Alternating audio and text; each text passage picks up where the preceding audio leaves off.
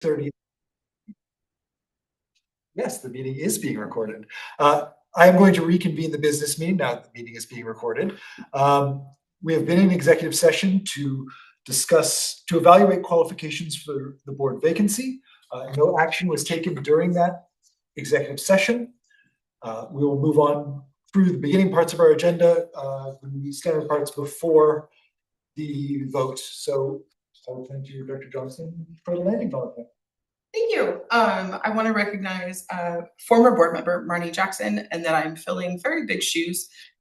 She has not only preserved the language that was so beautifully written for our land acknowledgement, but she also actually always had actionable items or things that we could go home and really think about as we left. So for this week, I'd really like to talk about the Hebulb Cultural Center.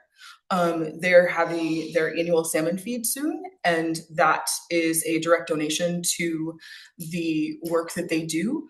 A couple things about the Hebulb Center: it sits on 50 acres of natural history preserve near Tulalip, Washington. It was the first tribal facility certified by the state of Washington. And on their website, which is beautiful, they share that the Hebulb Cultural Center and Natural History Preserve mission is to revive, restore, protect, interpret, collect, and enhance the history, traditional cultural values, and spiritual beliefs of the Tulalip tribes, who are the successors in interest to the Snohomish, Snoqualmie, and Skykomish tribes, and other tribes and bands signatory to the Treaty of Point Elliott. A couple things that connect the Hebulb Center to us, or that our island connects to. When my kiddos were in grade school, I had the opportunity to go on field trips with them when they were, fourth, fifth grade or so. And that was a really amazing day. There were always tours guided by tribal members. The kids got to hear a story in the longhouse, and they got to learn an essential crafting or making skill, like making a cedar basket. And then as a leadership would-be participant in 2024, I got to participate in a deeper field trip. And the focus of that was on tribal history, traditional ways that still resonate in tribal governments and cultural practices, and a discussion of harms caused by colonization, such as boarding schools and the building of primarily white neighborhoods on sacred burial grounds or near hunting and fishing spaces. Our tour guide, Nancy, also gave us a tour of reservation landmarks, and she talked about how important it is to her personally to consider both hardship and joy. She tells the story of her ancestors to her descendants. And so she talked about her grandchildren and how proud she is of them and the work that they're doing as part of a people who is traditionally marginalized and harmed. And so they're easy to get to. HebulbCulturalCenter.org will give you all the information. So I invite you to check it out. Thank you so much. And for those who are interested in spelling of Hebulb Cultural Center. HIBULB. Thank you. Just want to make sure if we're given the URL, we don't have to worry about spelling. Yes, correct. Thank you. This is a business meeting. As such, it is a meeting of the board in public. If you would like to make public comment during the public comment section, please sign up here at the front, and you will be given time to do so. Otherwise, this is not the opportunity to have back and forth discussion with the community. This is the time for us to, as a board, to do our work. Are there any objections to approving the agenda and minutes as presented? Hearing none, the agenda and minutes are approved as presented. Our first action item is the vote for the new school board director. This will be a roll call vote. Which means we will go through one board member at a time. By tradition, we start from the most recent board member through to the most experienced board member, and then the board chair votes last. With that said, I would like to thank all of the candidates who put themselves forward for this position. It is not easy to do so. It says a lot about your dedication to the community that you are interested in doing so. So thank you for your time and energy. Director Greenherron, how do you vote? Before I vote, I just want to say this was a really hard choice. We had a number of very qualified candidates, and I wish there was more than one open seat because there was just a lot of quality that came forward out of the community, and I just want to thank everybody once again for stepping forward. Having said that, I have to vote for one. My vote goes to Lisa Hong. Okay. Director Johnson. Thank you, Brooke. I also want to share my gratitude, and I'm so excited about the energy that came into this application process. Every interview was beautiful. Your applications really highlighted who you were as people and community members. And so I just really want to recognize that there is so much to do in this school district and in this community. And even if you are not selected this evening, there is always a way to contribute as you are, and even more so. And so without further ado, my vote is for Jeff Natter. Director Downs. +1 to Director Greenhairn and Director Johnson. I deeply appreciate the pool. We've gone through a couple appointments, and I think this is the most competitive pool that we have had this far. So thank you for the time. Thank you for the effort and the energy put into the applications. With that being said, my vote goes for Jeff Natter. I agree with everything that my fellow directors said. This is a fantastic pool of candidates. And I expect that many of you will be getting, many or all of you will be getting reached out to in the future about committees or other opportunities for us to not just have an open door, but to call you in. With that being said, my vote is for Jeff Natter. And with those votes, Jeff Natter has been appointed to the South Whidbey School Board. Congratulations. And I will ask you to please come up here, and Dr. Clifford, if you will swear our new member in. We have a practice when we do the regular rotation of swearing in that everyone swears in, but since this is a special election, it will just be you this time. Yes, also small space. Yes. Okay. Do I need to stand You and can- place my hand on anything? Would you like me to move? Okay. I, Jeff Natter, I, Jeff Natter, do hereby solemnly swear do hereby solemnly swear that I will support the Constitution of the United States that I will support the Constitution of the United States and the Constitution of the State of and Washington, the Constitution of the State of Washington, and will faithfully discharge the duties of Director of South Whidbey School District, and will faithfully discharge the duties of Director of South Whidbey School District, number 206, Island County, number 206, Island County, State of Washington, State of Washington, to the best of my ability. to the best of my ability. Thank you so much, and congratulations. Congratulations and welcome. As we mentioned at the end of each of the interviews, because of the need to get the new board member, Director Natter, on all of the board orders, your votes this evening are advisory. You are welcome and requested to join in any discussion and debate as you feel appropriate during the times allotted for that, as any other board member, but just this meeting, your votes will be advisory. Thank you. We now will move on with the rest of our agenda. Are there any objections to approving the consent agenda as presented? Hearing none, the consent agenda is approved as presented. We will move on to the presentations. And our first one is, one second. Here, actually allow me to pass you over. Oh, right there. Thank you. Because I have it on my computer. Thank you. I should have done that early. You want a paper copy? Hold on, if you need it. I've got it right here.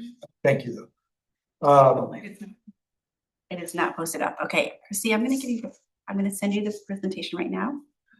So the first of our presentations is about the school board retreat that we just had 2 weeks ago. And it's just an overview of what was discussed and worked on, and some look at what's coming up next on each of those things. And Just we're working on some technology to get it up and available.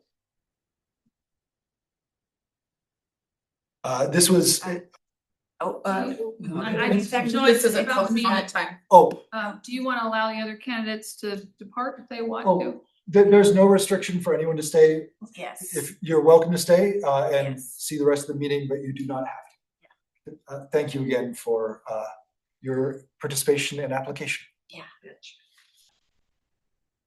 Okay, so the school board retreat, we had facilitation from the WASDA Director of Leadership Development, and that was really, I really appreciated that because it allowed all of us, particularly Dr. Clifford and myself, to engage in the work rather than having to work on facilitating the discussion.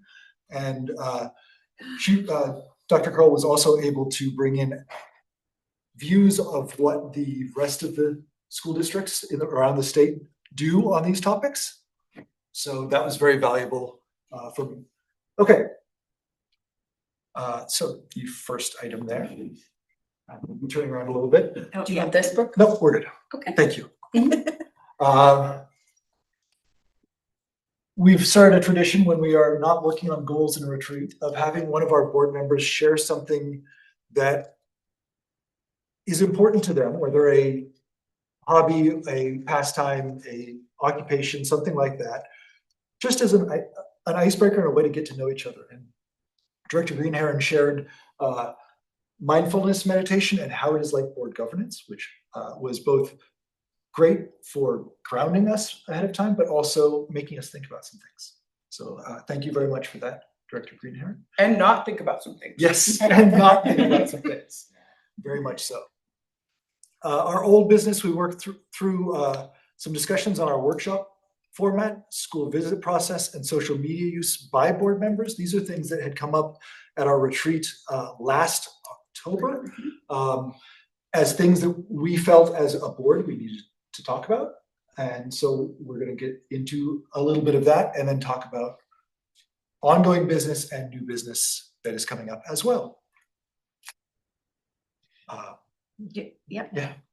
So one of the things that we started with, and Dr. Curl shared, as Director Williford said, she shared a wide variety of models across Washington State and how schools typically do run their business meetings and their workshops, and across Washington State. And I also shared my experience because I've been in three other districts, Seattle, Everett, and then Anacortes.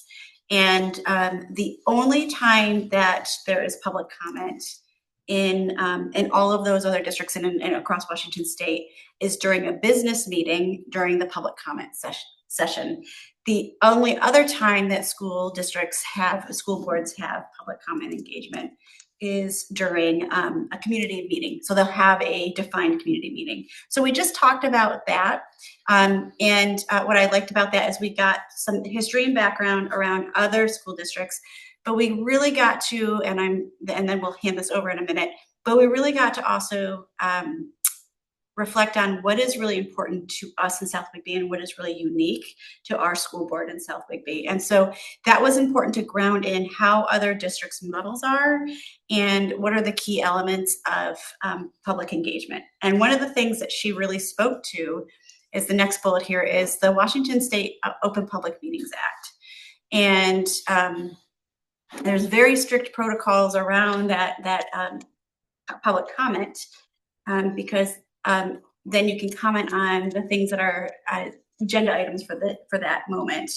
And during the workshop or when we have engagement during the workshop, she really cautioned us to make sure that the public comments and the engagement during that time solely focuses on the content of that meeting and the agenda of that meeting.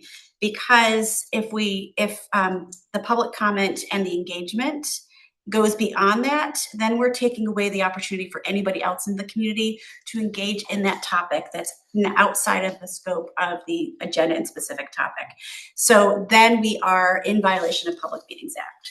So that was something that was really a good reflection for us, and also helped to kind of think about, as we went into the model and kind of next steps, is to just make sure that we're grounded in the Open Public Meetings Act, because that is a core element to the work that we do.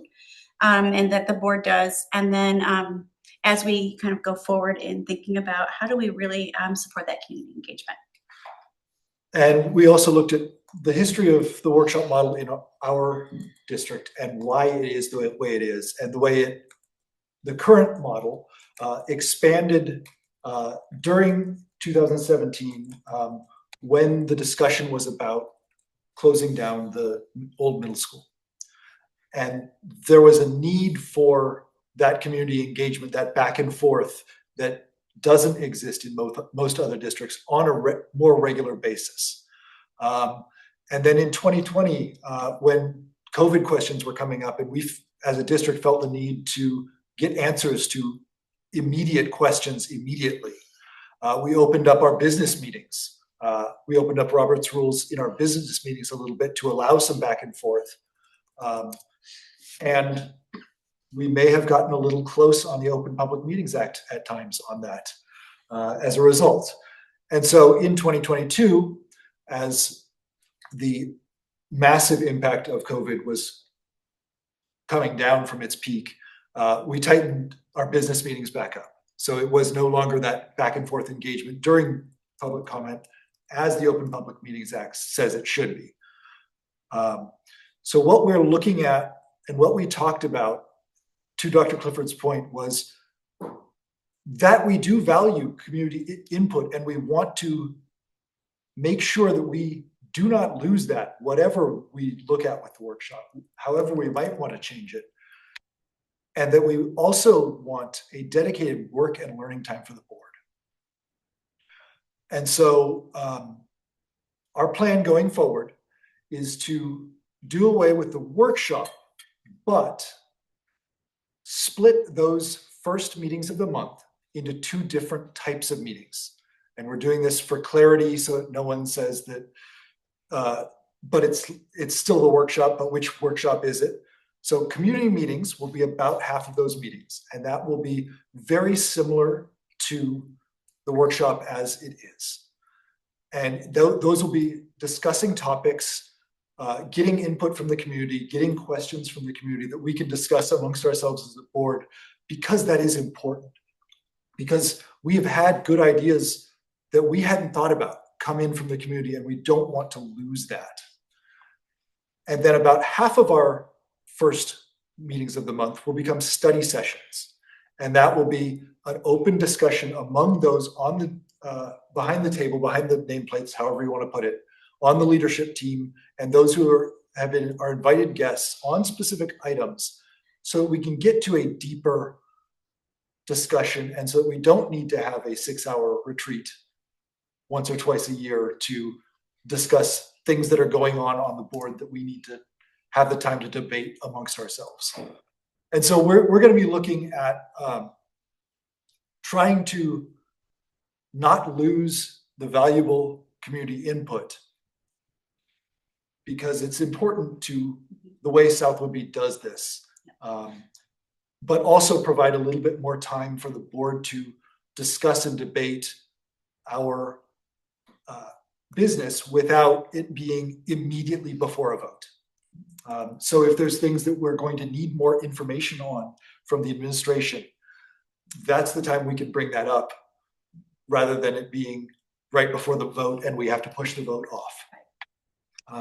Yeah. It could also be part of something that the board is learning, and we want it to be public, always. And so it could be during that study session where we are learning something together on an area that you really want to go have a deeper dive in, and that you're able to really focus on as a collective, being able to have that conversation without and amongst yourselves, while others can monitor and hear and see what's going on. But it's not open to everybody, so that you can really go deep into that conversation and be focused on your learning for your work. And when I say learning, it's not just learning, but it's designing and collaborating in the work that you are responsible for. One of the things that we plan to do is provide updated protocols so that it's really clear about supporting the community meetings, so that community input is because that was such a value. I mean, you all spent, this was the topic that we spent the most on. That's why it has the most slides. And that kept ringing true as a significant priority of having that, but also having that time. So we'll update those protocols so that it's transparent about what is a study session, how do we work together, and then we'll also update protocols on the community meeting so that everybody has a common understanding and so that there's no surprises. Does that violate We do not have an opportunity for discussion and debate in this. This is a business meeting. that violates if- Public Meeting Act if there's 4 voted in representatives? I'm going to clarify something about the study sessions rather than engage in a discussion. These would be agendized meetings. Yep. They would be on that second Wednesday of the month. Yep. About every other month. Yep. We would be following the agenda. They would be fully within compliance of the Open Public Meetings Act.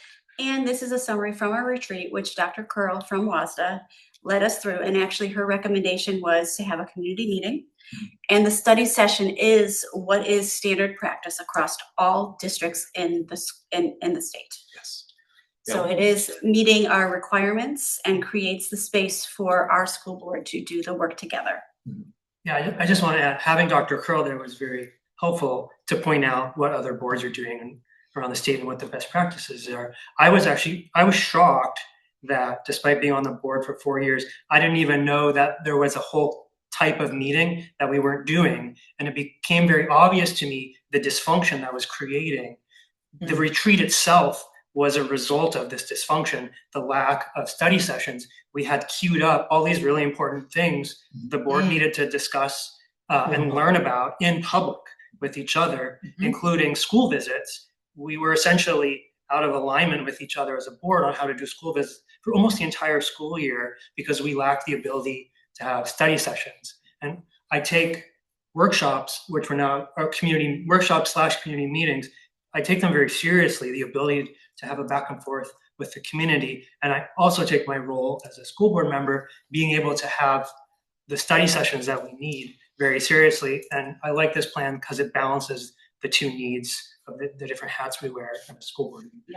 And we still will continue to have business meetings. So nothing is changing the business meeting, which we are currently in now.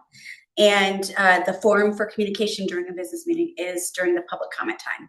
And that is the only time that we are able to speak collectively outside of the board in a business meeting.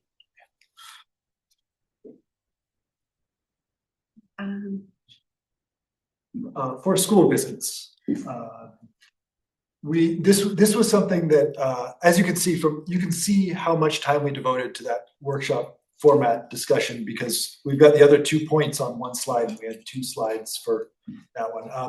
We wanted to make sure that we're being aware of the time and energy of our staff as we're looking at school visits and also acknowledging that they have expertise that can help us see more in a school visit than we necessarily can just sitting in the back of a room.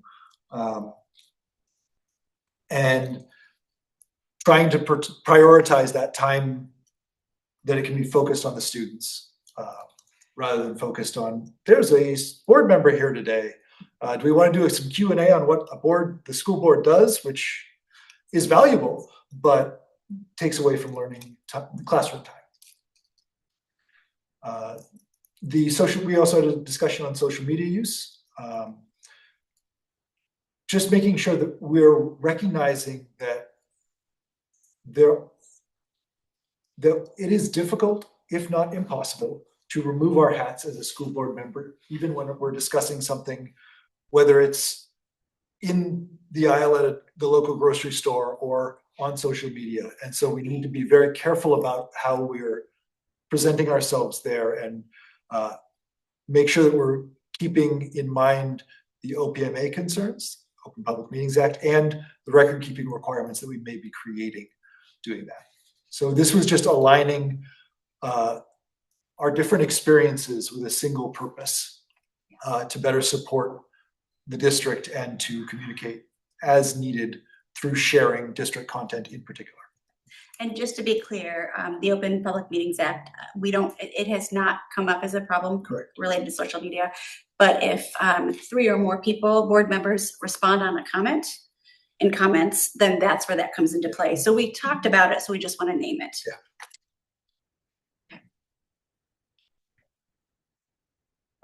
So that was the old business. Our current business, the things we are engaged in right now is the board goals. We've done the district goals, which are the most important to get the administration working on how they are going to implement that and bring it into the school improvement plans that come early on in the school year. So we looked at reviewing the best practices on this, identified some core areas of what is board work as opposed to administration work. One of our first study sessions is going to be developing and designing the board goals for this next year.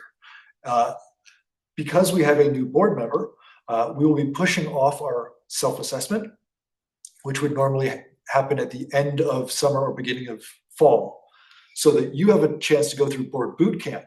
So you know what you know and you know what you don't know before we're asking you, hey, do you know about this? We thought that would be a little more fair. And then in the January retreat, we'll have an opportunity to check and make sure that what we discussed in September still fits, still works, and look at our progress along those lines. Okay. And then going forward was, we are starting the strategic planning process. This is something that we had intentionally delayed as we recognized that Dr. Moshe was going to be leaving the district and we were going to be having a new superintendent. We intentionally held on to a strategic plan that was in place longer than some of us wanted to, but we wanted to make sure that we weren't doing this important work without the input of the person who would be leading it. And so we are starting this process of preparing for a strategic plan update next year. And so the idea is that we review best practices. We learned about WASD's facilitation. There are consultancy firms that can do this work also. WASDA does it at cost because their concern is making sure that it's done for school boards. And so we looked at what they do. We'll also look at what other options are out there. Throughout the fall, we'll create the process to prepare for next year's strategic plan. And that was it. We really appreciate the facilitation, which let us all get involved. That was just us summarizing 6 hours in, what was that, 7 or 8 minutes? 10 minutes? Yeah, that's just so that we also like to make sure that the community knows what's happening at these retreats, because they aren't recorded just because it's conversation, it breaks up, it comes back together. So it's a little less structured than a business meeting. And so it doesn't lend itself well to a 6-hour-long recording. So we want to make sure that we're reporting out what we discuss and talk about at those meetings. Can I add one more thing? Please. Going back to our meeting format, I don't want to put words in Dr. Curl's mouth, but it seemed like she was just as surprised about how many workshops we did, and as I was about the lack of the study sessions. And I think going forward, even if every other first meeting of the month is a community meeting, that is still far and away more community input we are getting as a board than is typical in the state of Washington. Yes, we were to my knowledge, we were the only school board doing workshops the way we had been doing them. Correct. Every month.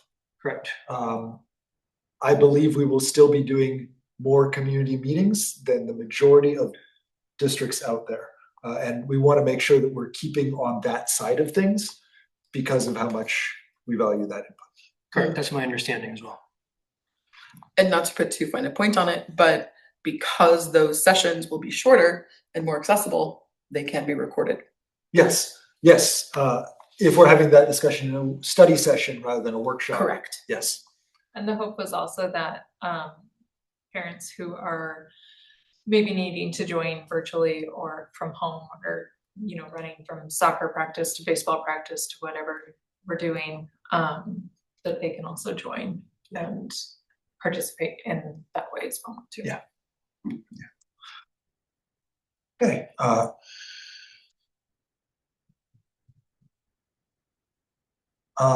We actually have a piece of the agenda out of our usual order.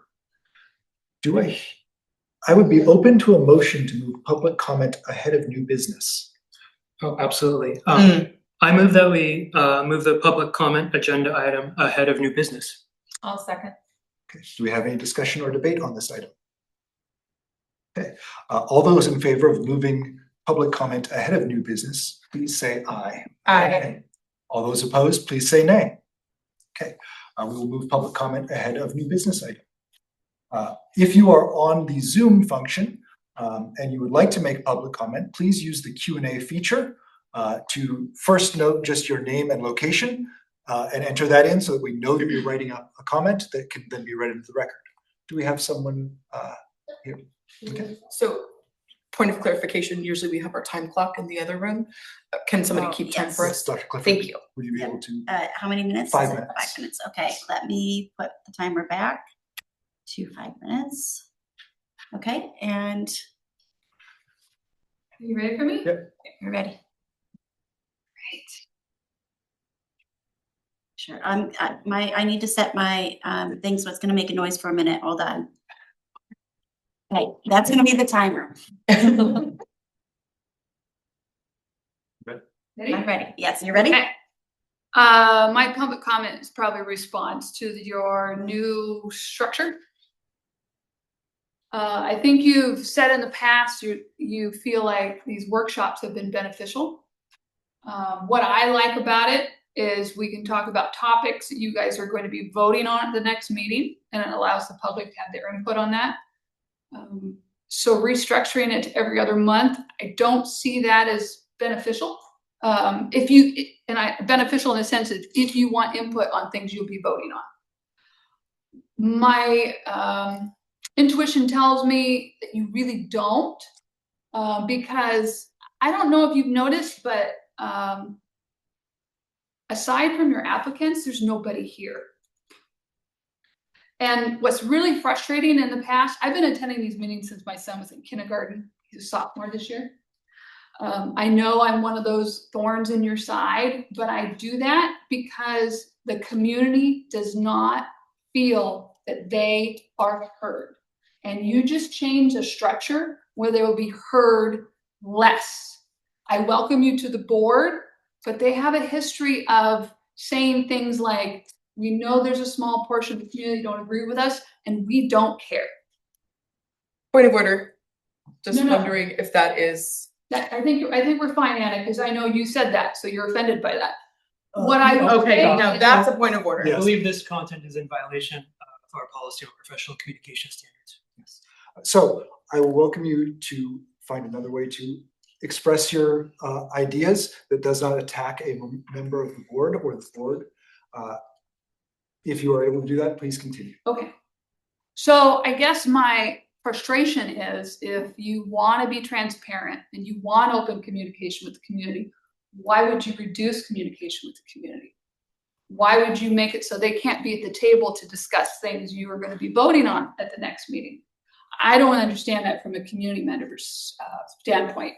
As I said during the interview, this district has a lot of potential, but it lacks diversity on the board. And when other community members have come, when we did our town hall meetings prior to running for school board, the parents that came said, I don't come to the school board meetings anymore because they shut me down and I'm not heard and they're disrespectful. So now you're lessening their ability to communicate with you. You are making more of a barrier for there to be open conversation. Like someone said while they were running for office, I want open dialogue. You are closing that dialogue. You are making it harder for community members to have a say and partner with you. You're only putting up walls. I don't understand it. I hope maybe this gentleman can maybe lead it in a positive direction in the sense of the communication specialist that came, all those things if you guys implemented those techniques about communicating with the public, more people would feel that they're part of the conversation and they're welcome at the table. They don't feel that. And I know it's a lot easier to pick people that agree with you, but that's also not diversity. That's a clique, that's a club. That's not what a board is supposed to be. A board is supposed to be of people of different views and different perspectives. If you don't want that, I understand that's your choice, I respect that. But then adding this on top of that to change the function of the school board and the workshop, wow. I would really encourage you to rethink that, because you're sending a message you want less input from the community, not more. And you may not like the things I say. I'm just repeating what I heard or what was said to me. And that in itself, I didn't throw my white flag and say, wait a minute, you just violated a policy. You're very quick to say when other people violate the policy, but you don't hold yourself accountable when you violate the policy, like you did during campaign.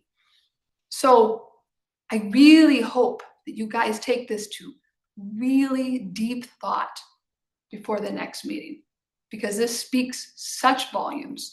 And as a parent, I'll still keep coming. The only people here tonight were candidates besides me. And I'm going to keep coming, whether you like me or not, because I have vested interest. I have a student and many students that need support, that are not feeling the support. I have parents leaving because they don't feel that way. Seconds left. So thank you. Thank you for sharing your comment on the new meeting format. Do we have any other public comments here? I'm just checking Q&A to make sure that we have nothing there as well. Now we'll move on to new business. There are a number of items on our business agenda. I will note that if you do not feel comfortable voting on anything, you can abstain at any time. Thank you. I do have one question. Yes. In preparation for public comment, I've seen it done in other facilities where people have to introduce themselves. I'm unfamiliar with who made the comment, so Sorry, that has been it's our anonymous? typical. It was anomalous tonight. Okay, great. To not ask for that. Clinton. Okay, thank you. Nice to Good to meet you. That was anomalous on our part for not asking for that. Thank you. Okay, so the first item on our new business is memorandum 2526-41, approval of the 2026-2027 school board calendar. We have a draft calendar attached to this. Only the first couple of study sessions / community meetings are specifically called out as which they're going to be, because we have specific plans for those to bring up policy primarily in community discussion, so that it can be discussed with community members before we vote on it, and some things in study session that we need a deeper dive among the board themselves. The goal will be to have about every other. There may be some where we have 2 of one format in a row and then 2 of the other format in a row, just based on the topics to come up. Is there any debate or discussion to be had on the board calendar? I just want to ensure that policies, actually 2 parts. I want to ensure that policies will always get a first and a second reading despite this new format. Yes, whether they are brought up at a study session or a workshop or a community meeting, that counts as a first reading, and policies will always be brought up there before they come up as a business meeting as required by law. Excellent. And so if, for instance, something came up at a study session that a community member attended but wasn't able to provide comment during because of the format of the study session, they would still have 2 weeks in which to email the board, discuss their concerns, or make their voice known to the board in other ways. Yes. Okay. Yes. And then lastly, a point of order to my new colleague at the end there. Many of these things that we're discussing, not this one, are on what's called a second reading, which means the board has previously thoroughly discussed, debated, made changes to. So if if it appears as if we are voting very quickly through some of the following agenda items, it's because they were discussed at the previous meeting. Thanks for the clarification. And we'll walk through some of that with particularly the policies that came up. Thank you. Is there any other debate or discussion on the board calendar? All those in favor of approving memorandum 2526-41, please say aye. Aye. Any opposed, please say nay. The memorandum has passed. Next on the item is memorandum 2526-42, approval of the interlocal with Northwest ESD to provide teacher of the visually impaired and orientation and mobility for South Louis School District. Would you like to Yes. address this, Dr. Clifford? Yes, so this is a contract we've had in place for a couple of years. This is a very, very difficult position to fill. We have less than 5 students that require this position, require this service. And while some districts may partner with and contract with the state state organization and entity that supports visual impairment and blindness, that contract would be much more expensive than this. So this is a cheaper, this is a better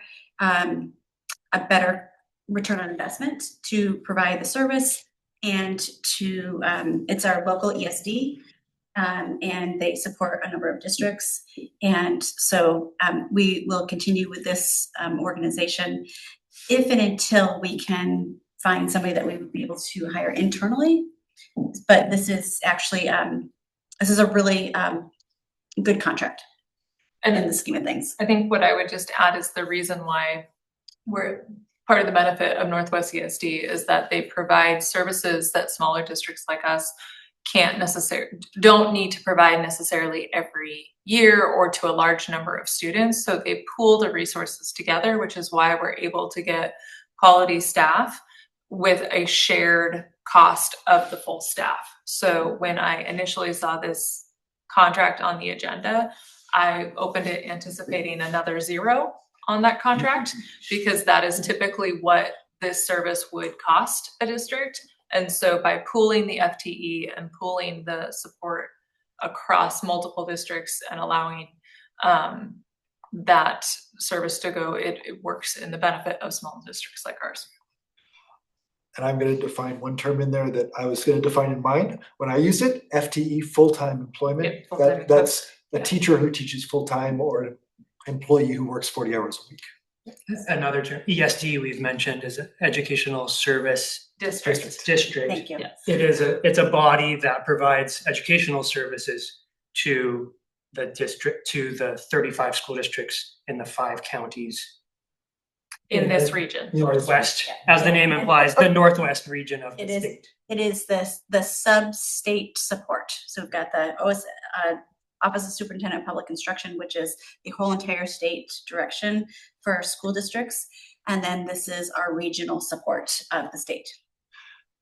I actually love having a new person on the board because it means that we go through and define all of these terms that it took us 6 months to be comfortable throwing around. It's a good reminder. But it's a good reminder that we throw them around because we hear them twice a month. And the rest of the community, much of the community doesn't. Just a quick question. Yes. Could you just quickly summarize the types of services this person will be providing to the students in the district? Yes, so these are students that are visually impaired or blind. And this is, it says visual impairment and orientation and mobility. So there's 2 things they're working on potentially, depending on the needs of the student. So I'm just going to talk globally. They could be supporting access to and supporting using Braille and learning how to use Braille to access their education, helping to make sure that they have access to the appropriate materials, supports, and resources, like large materials, screens that have the right resources so that students can access the content and information. They would be doing specially designed instruction and supporting the team to be able to do their work. And then the orientation and mobility is being able to actually navigate their environment, physically move through their environment. So this is for FTE staffing as opposed to specific supplies or equipment? Yeah. Correct. Okay. It's a person. Great, thank you. Yeah. And it's less than one FTE, Oh, yeah. significantly less than one FTE for our district. And so thank you for that, Dr. Clifford. It answered the questions that I had about assuming that this was a highly specialized service we couldn't get otherwise Yes. for what is a micro FTE position effectively. Yes. Yeah. Is there any other debate or discussion on this item? I have the opposite sticker shock of Director Downs, so I'm actually very happy to hear that. Getting a high return on investment. And I had no idea, so thank you for the clarification. And so you want me to go to the next one? No, Oh, we need to vote on this. Oh, that's right. I was. I was just waiting a tick to see if there was Okay. anything else to come up. All those in favor of approving memorandum 2526-42, the approval of the interlocal with NWESD, please say aye. Aye. Any opposed, please say nay. The memorandum passes. Our next item is memorandum 2526-43, approval of resolution 708, approving the official renaming of South Whitby Middle School to, or of Langley Middle School to South Whitby Middle School. This has been something that has been in practice for some time. This is a formality, is my Yes. understanding. Yes, so as with the case with the high school, when the high school moved from the Langley location to Max Welton, and we changed it to South Whitby High School. The middle school, when we moved it a few years ago in 2017, became South Whitby Middle School. So that we have the middle school, high school, and then South Whitby Elementary School. The name changed, but we did not formally formalize the name change. And so this is just recognizing and memorializing that change. Any comments or questions or debate? I just want to acknowledge a couple of things, that this is the official ending of a history. Yeah. And it's also a beautiful new era. As we get new buildings or remodeled buildings and updated features to our schools. And I also just want to name that Dr. Clifford, I've really appreciated how you have learned our history and navigated the balance between moving forward and recognizing our small island traditions. So thank you for that. As someone who went to Langley Middle School and walked those halls as a student, I have very strong memories of that, particularly when we get back into, particularly that auditorium with Whitby Children's Theater. Langley Middle School is always going to have a place in my heart, but this is South Whitby Middle School and has been for some time. So this is, in my mind, just formalizing that change. I also want to name too, sorry, one more thing, but something that's near and dear to my heart too is the community center that is now housed in the Langley Middle School building. And so bringing that full circle into its official recognition as, you know, bringing 4 pillars of service, education and arts and social services and recreation to Langley for all citizens is amazing. So I feel like that should also be named. I just wanted to say, Ms. Macaro was very instrumental in making sure that I do know the history and bringing this to our attention that it wasn't formalized. So thank you. And a note that there is history of Langley Middle School in that community center still. Yes, which there is. fantastic. And we have those Yes. super cool like national park thingies where you Yeah. can look at the history and Yeah. see the pictures. It's pretty great. Okay. Is there any more debate or discussion on this item? I wonder if in the future, when the time is right, we could honor a particular ancestor or a community member by renaming one of our 3 schools after somebody who has made a very large positive impact on the community. I know that we've renamed parts of those schools. Coach Lear Stadium in particular comes to mind immediately. Yep. Julie Haddon Boardroom. Yes. Yep. Mhm. Uh, Just a But- thought for the future. Cool. Yeah. All those in favor of approving memorandum 2526-43, approval of resolution 708, the official renaming, please say aye. Aye. Any opposed, please say nay. The memorandum passes. Memorandum 2526-44, approval of the intergovernmental cooperative purchasing agreement with Battleground School District. And this over to you again. I'm gonna actually hand this to Mr. Field so he can give you the background and context to this. So a little background on U.S. commodities. The U.S. government will sometimes send food to a commercial processor to make finished food products. The chicken nuggets that we had the last time we had the food presentation from Chartwell's was an example of those.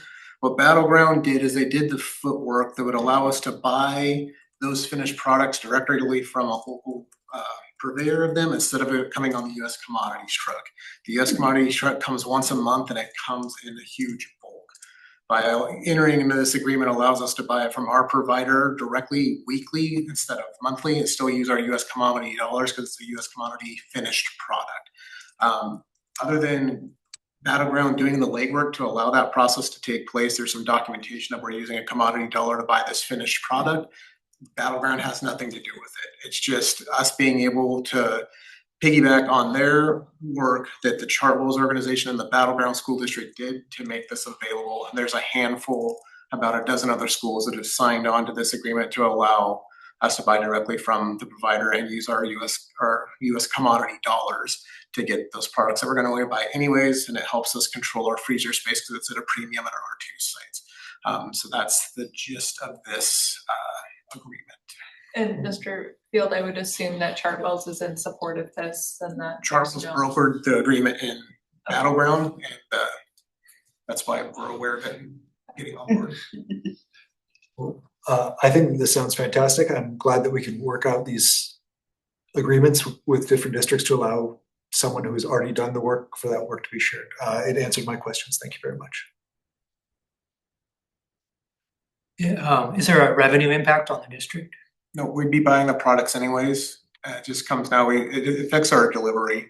We pay it because they would manufacture it, send it back to commodities, or commodities would come through and pick it up. Now we just, instead of it going back and forth and having to buy an entire truckload, we can get it a week at a time.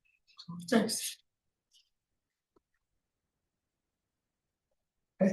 Hearing no other discussion debate, all those in favor of approving memorandum 2526-44, the approval of the intergovernmental purchasing agreement, please say aye.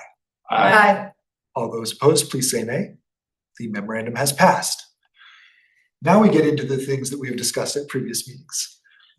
Memorandum 2526-45, approval of the update to South Whitby School District Policy 3432, emergencies.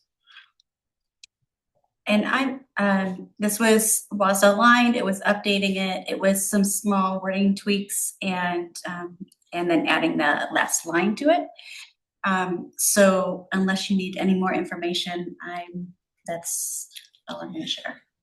No, this is, as you said, during our discussion, the only requests we had were to change family and parent to family/guardian and parent/guardian. Yes. I did note that we used both versions, family/guardian and parent/guardian.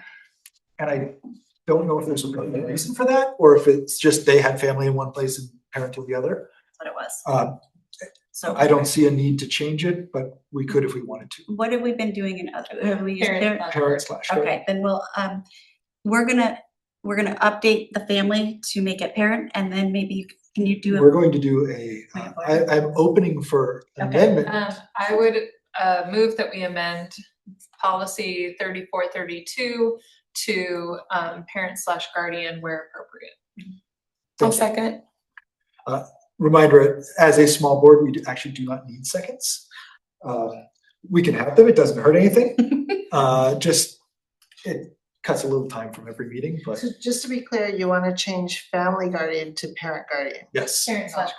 Okay, Yes. even though the original WASDA was family. Yes. Yes. Just to be consistent with how we do, how the language we use in South Liberty.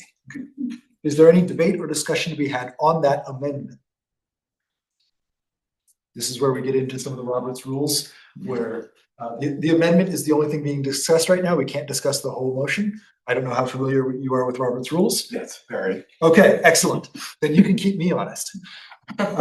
So there is no further debate or discussion on the amendment. All those in favor of amending policy 3432 to say parent/guardian where it currently says family/guardian or families/guardians, please say aye. Aye. Any opposed, please say nay. The amendment passes. Is there any further debate or discussion on the memorandum as amended? Hearing none. All those in favor of approving memorandum 2526-45, approval of the update to South Liberty School District Policy 3432 emergencies as amended, please say aye. Aye. Any opposed, please say nay. The memorandum passes as amended. Memorandum 2526-46, approval of the update to South Liberty School District Policy 4215, use of tobacco and nicotine. This is another one that came from WASDA, and it's just changing the age. It changed from minors to under 21 years of age. That's correct. Because of The law. semi-new law. Yes. Any debate or discussion? Okay. All those in favor of approving memorandum 2526-46, approval of the update to 4215, please say aye. Aye. Any opposed, please say nay. The memorandum passes. Our second to last one, memorandum Can I just 25. ask a quick question? Yes. What are the penalties for violation of that policy? We have, that would fall under our discipline. Okay, And so it would fall under our discipline. So for student discipline, if it was an adult, then we would address it through the staff discipline. I noticed that the policy includes visitors. So I'm wondering if someone comes to an athletic event and is smoking outside on the school property. We would kindly tell them to put it out. And if they didn't respond to our redirection, then we would ask them to leave. Thank you. And theoretically, that could lead up to a trespass complaint if they are on our property without our permission. Okay, memorandum 2526-47, approval of the update to South Liberty School District Policy 6810, energy management, education, and conservation. This is following through just over a year's work by the Climate Action Committee, spurred on by a student group requesting action on policies on climate. And this is allowing us to highlight policies that we have and fine tune them based on feedback from that committee. Did I summarize that appropriately? You did that well. Okay. Any questions, debates on this policy? All those in favor of approving memorandum 2526-47, policy 6810, please say aye. Aye. Any opposed, please say nay. The memorandum has passed. Our last item on new business, memorandum 2526-48, approval of the update to South Liberty School District Policy 6923, energy conservation. This is the other section of this. Yes, and there was some conversation about the threshold because there was a $2 million threshold for a life, let me get this right, the life cycle cost analysis. And the life cycle cost analysis, there's actually a law, an RCW 39.35 that actually outlines what the requirements are for a life cycle cost analysis. And it requires an outside entity to complete it. And it is a very expensive process when you're actually formally doing it that aligns with the RCW. And so the intent is that, of course, we're doing internal Sacred cost. thank you. I have it in front of me. Thank you, yes. That's just part of normal analysis of when we're making decisions. We are thinking about the short term and long term.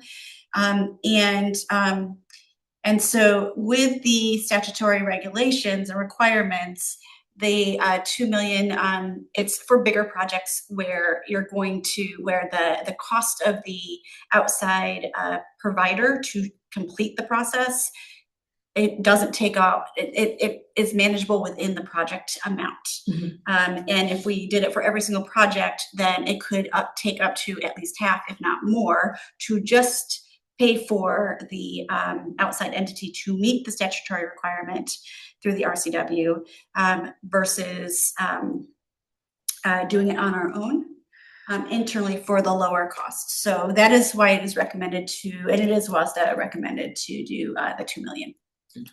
Thank you for doing the research on that. Mhm. Did you want to add anything? Okay. Any discussion or debate on this item?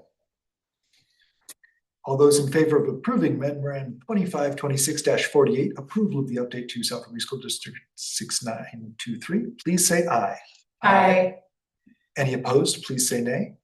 The memorandum passes. Since we moved public comments earlier, we now move on to reports and our financial and enrollment report. Mr. Peel. So this is, we didn't do July because of the timing of the meetings and the availability of the state reporting. So this is June and July together. We've actually already seen, go to the enrollment tab. One more. We've actually already saw this. This is presented in May, but this is where we ended the year with our average FTE of students compared to budget. So I'll kind of go through the FTE pretty quick, or the enrollment pretty quick, because we covered it in May.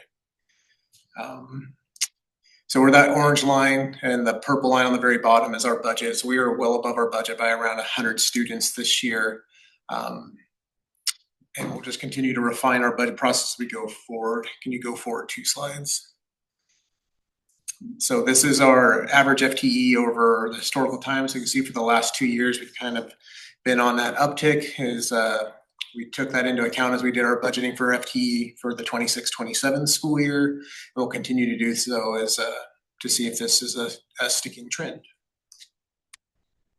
So this is our July financial report. Next slide with the dials, please. So we're 91.6% through the year. We've collected 94.6% of our budgeted revenue. We're going to go over our budgeted revenue this year because we have those additional over budget students. Expenditures year to date is 90%. So that's all kind of lining up exactly with where we are in the year. When you look down with payroll and encumbrances, we've gone 103% of our budgeted payroll costs because we've adapted for the 100 extra kids and hired staffing through the year. So that's pushing us over that budgeted number. And Mr. Field, just so that I can capture, so we submit our budget to the state in June, July, prior to the students arriving in September. So you make your best guess of how many students you think we're going to have. That's what our budget is based on. When, as the last few years, we've had more students arrive than we have budgeted for, that causes the state to give us an increase in revenue, which we get 2 times a year for the budget adjustments. In January, we get it in January. Yes. So that is why the budget goes over on there, is because we planned for 100 students and 110 showed up. So that's where it goes over. And so then we're just right-siding for that when we hire more staff or we do whatever we do. So we have the encumbered MSOCs without encumbrances. We're at 75%. So that's where even though we're going over on salary cost, our MSOCs are some material supplies and other costs. So paper, printing, that sort of thing, electricity, insurance. We're still going to be under our budgets. We won't be needing to do a budget extension this year. So we're going to be right nails to it again this year. That's very impressive to have 100 extra students in a district this size and not any budget extension. Thank you. So this is just our revenue and expenditures by month. The pattern is pretty much the same through the end of the year. This is the 2-year comparison. Can you go forward to the next one? Revenue by month. Our revenue is always very consistent in how it comes in because of our levy funds and things that basically lays on top of each other year over year. So nothing unexpected happened for the June or July.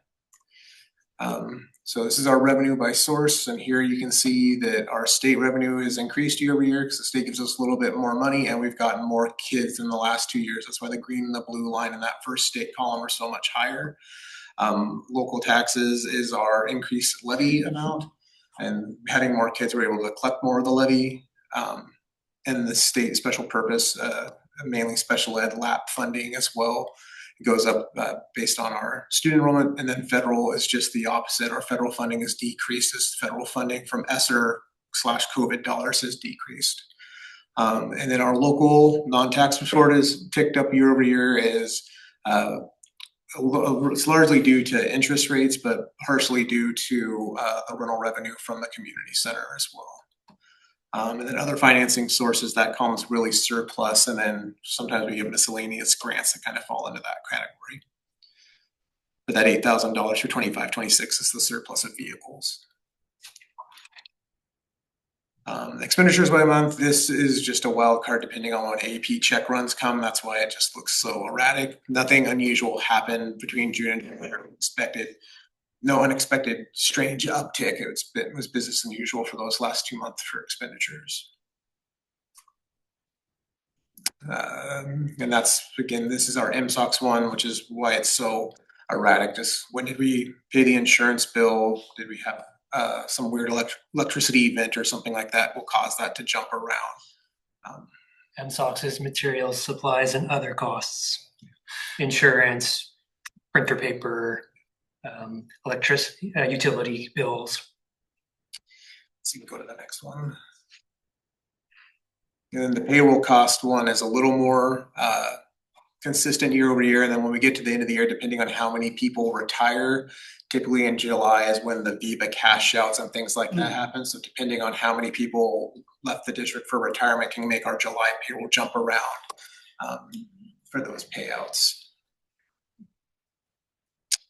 So go to the next one, please. So this is just an expenditure by category, the same line graph, just in bar graph form. So you can see where the majority of our expenditures are certificated and classified salaries and benefits, and then service supplies and other capital costs are further down there on the right. And then our fund balance for June was 21.3% and for July was 22.4%. So our fund balance percentage has been just laying right on top of each other. It's a little bit of a, not misleading, but that's fund balance as a percentage of our expenditures as a percentage of budgeted expenditures. And as our, even if the dollar amount stayed the same, around $5 million, but our budget next year is more, we automatically, our percentage of fund balance is going to go down, even though we have the same fund balance dollar number. So that's just can get a little tricky sometime explaining that.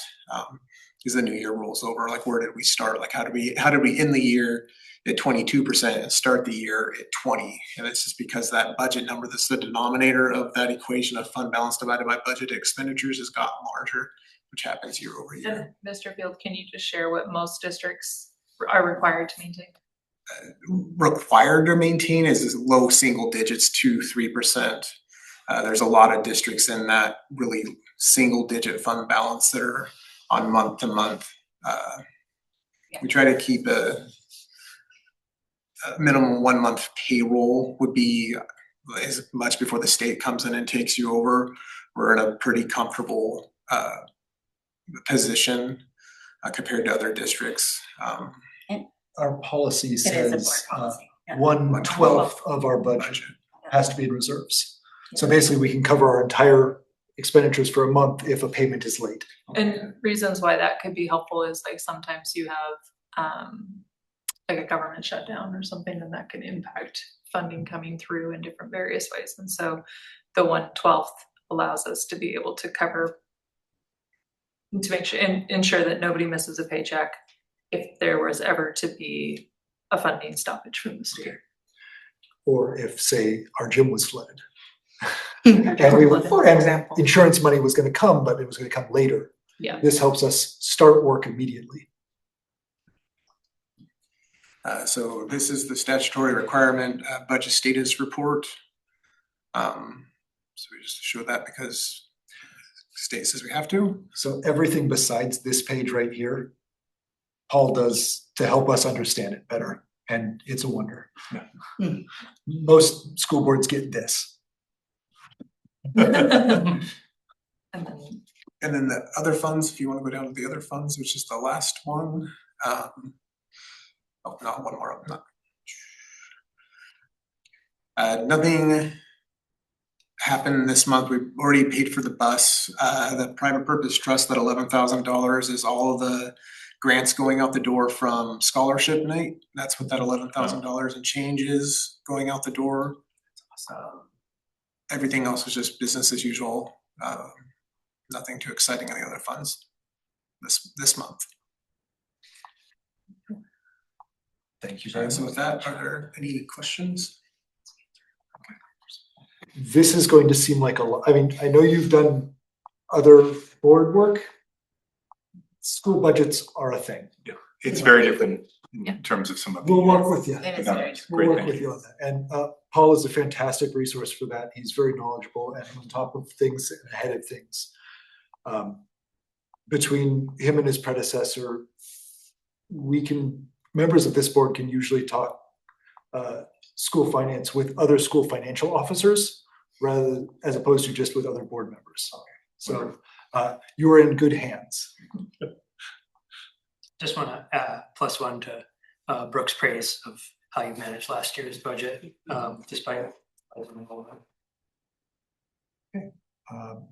If there are no other questions, we'll move on to the superintendent's report. Dr. Clifford. I sent you it. Before I start, Mr. Field has had an exceptional summer, making sure that our bond projects are going smoothly. And today was the first day, which you're going to see in my little update, that staff had permission to have access to the schools. And so he's been diligently checking in and navigating and supporting staff. And so I want to let you know that you can leave if you want. Yeah, I mean, I just want you to say you get a win this one time. You can take it. But so I'm really grateful for you, and we're gonna show a little bit of this work. So first of all, I'm gonna do this really quickly because it's been a long day, but I do think that this is really important. The next slide is the new set of goals and pillars. And of course, I have the action plan that has the actions and then the measures. But these are our 3 areas for our 3 individual goals. The first one, we have 2 pillars. The second goal, we have 3 pillars. And then the third goal, we have 4 pillars. And the team is already jumping in, and I'm really looking forward to the collective work that we're going to do this year around each of these areas. I'm going to move on to the next slide. This is just a little highlight. Every single one of I think this is the first, at least in a long time, that every single one of our buildings, and I should have wrote that out, BLT means Building Leadership Team, and our high school, middle school, and elementary all had hosted their building leadership teams this week. They met with their building leadership teams. They worked through the work that they're going to do this year. They made some plans, and they calibrated on how they're going to work together and how they're going to roll things out to staff. And it was a beautiful thing. Today, the elementary met, and so this is not a great picture, but this is all of them meeting. And I think they had just gotten done talking to Mr. Field about some updates around the construction. So tomorrow is our first day of kinder camp, first of the 2 days of kinder camp. So we're very excited to have them, have our kinders back on campus. And although Readiness to Learn is not a direct, one of our direct programs, it partners with one of our direct programs, McKinney-Vento.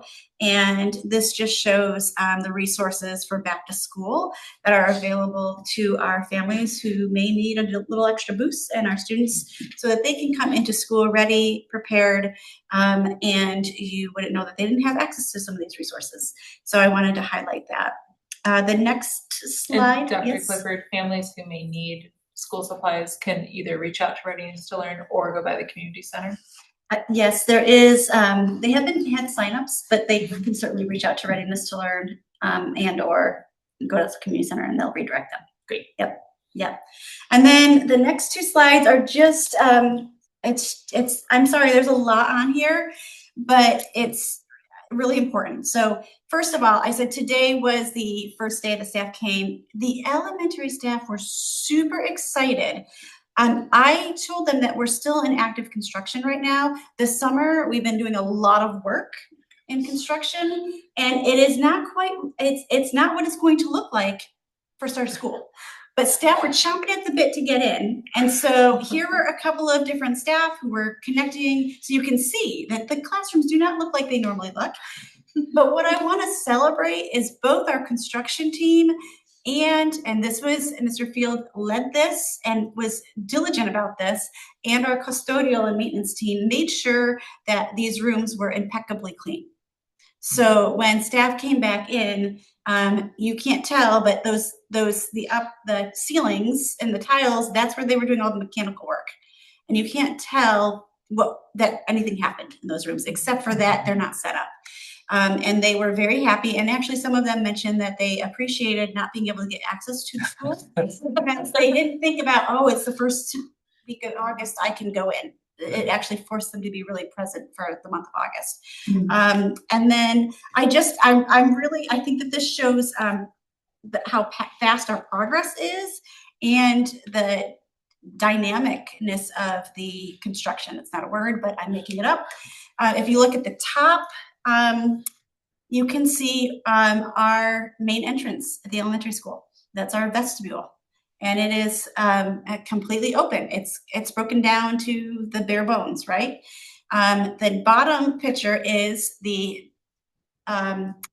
supports and coverage so that when they go in and do the work, it's building out the structure of what that vestibule is going to look like, and it's protecting students so that when they're in the hallway and staff when they're in the hallway, construction can be happening in the vestibule, and our front entrance and the office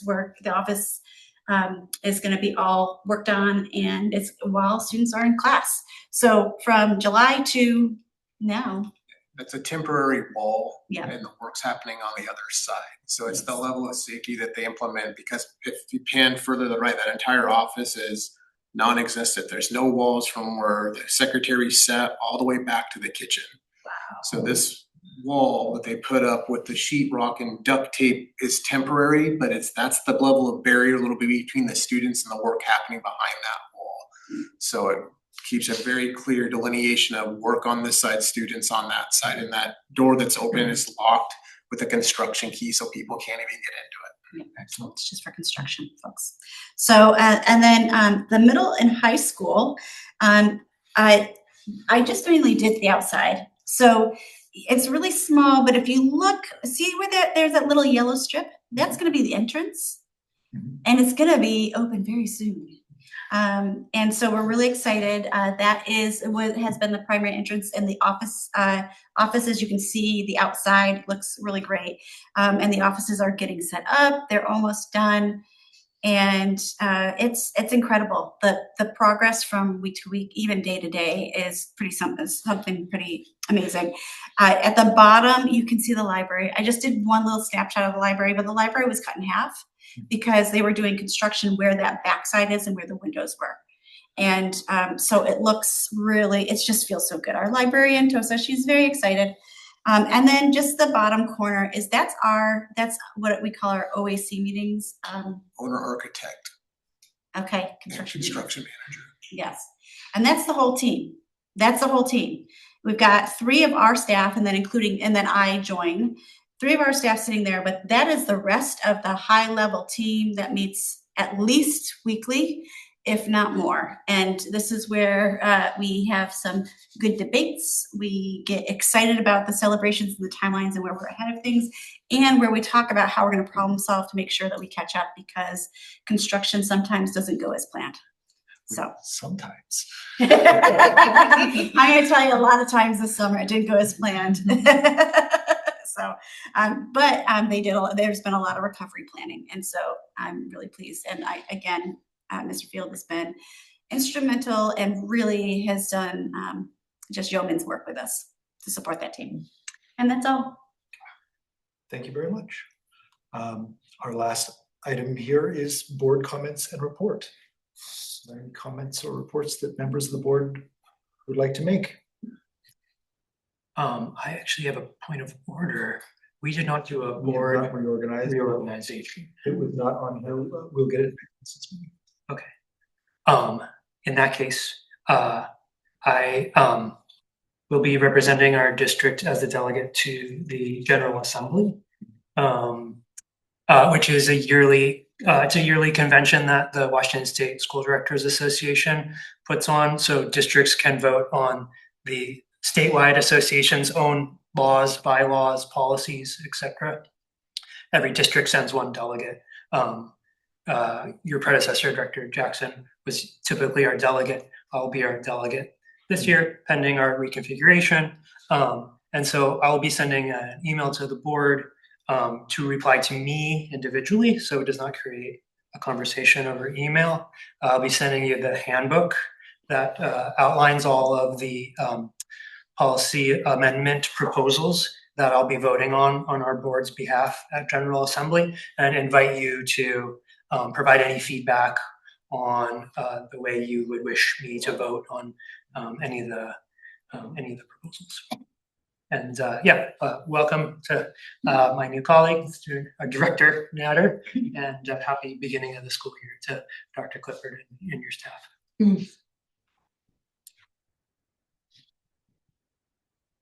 Just echoing again, welcome. Thank you very much. Looking forward to getting you up to speed and hearing your input and having you share your expertise and having us share our expertise. Very excited to be here. Looking forward to working with all of you. Thank you very much. This meeting is adjourned. Good night. Thank you.